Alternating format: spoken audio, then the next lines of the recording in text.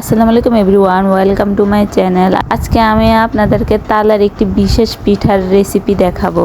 এর জন্য আমি আগে থেকে তালের খোসাগুলো ছাড়িয়ে ভালোভাবে মেখে এখন আমি চালনি দিয়ে এগুলোর রস বের করে ফেলার চেষ্টা করছি।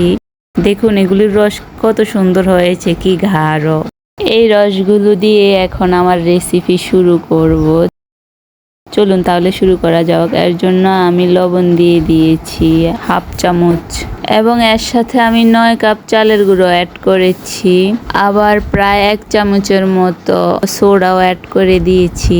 এখানে আপনার তালের রস হচ্ছে প্রায় 1 কেজি। 1 কেজি তালের রসের সাথে আমি 9 কাপ চালের গুঁড়ো অ্যাড করেছি। তার সাথে চিনি আমি 450 গ্রামের মতো অ্যাড করেছি। এখন আমি এই সবগুলো উপকরণ একসাথে অনেক ভালোভাবে মিক্স করে নিয়েছি এবং সবশেষে এর সাথে নারকেল অ্যাড করে দিয়েছি।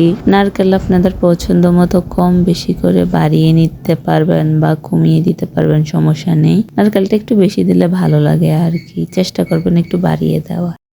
নারকেলগুলো অ্যাড করার পর এগুলো আমি আবার ভালোভাবে মিক্স করে নিয়েছি। এখন আমি এগুলো একটা পলিথিন দিয়ে ভালোভাবে মুড়িয়ে নিয়েছি এবং এর উপরে আবার কাঁথা দিয়ে ভালো করে চেপে ঢেকে নিয়েছি।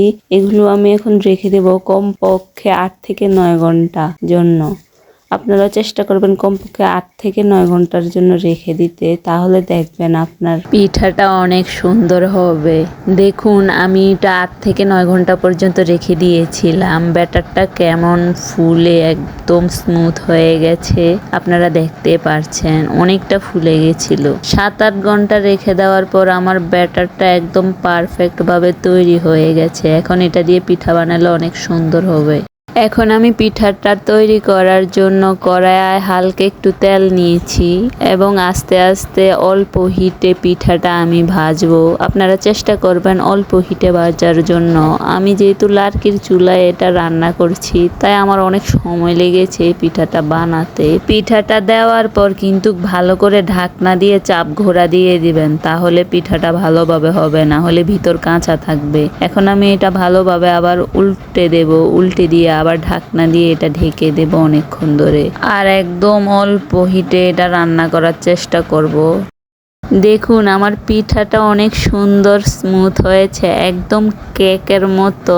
পিঠাটা খেতে অনেক স্বাদ হয়েছে।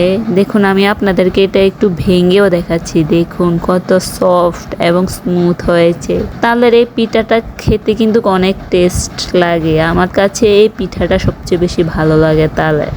আপনারা বাসায় একবার হলো এই পিঠাটা ট্রাই করবেন প্লিজ। আর কেমন হয়েছে আমাকে একটু কমেন্টে জানাবেন। আর যারা যারা আমার চ্যানেলে নতুন তাদের কাছে আমার একটাই রিকোয়েস্ট, দয়া করে আমার চ্যানেলটা একটু সাবস্ক্রাইব করে দেবেন। বর্তমানে আমার সাবস্ক্রাইবার অনেক কম, যেহেতু আমার চ্যানেল নতুন, এই জন্য আপনারা প্লিজ আমাকে একটু হেল্প করবেন। আমার চ্যানেলটা একটু subscribe, like, comment and share করবেন প্লিজ।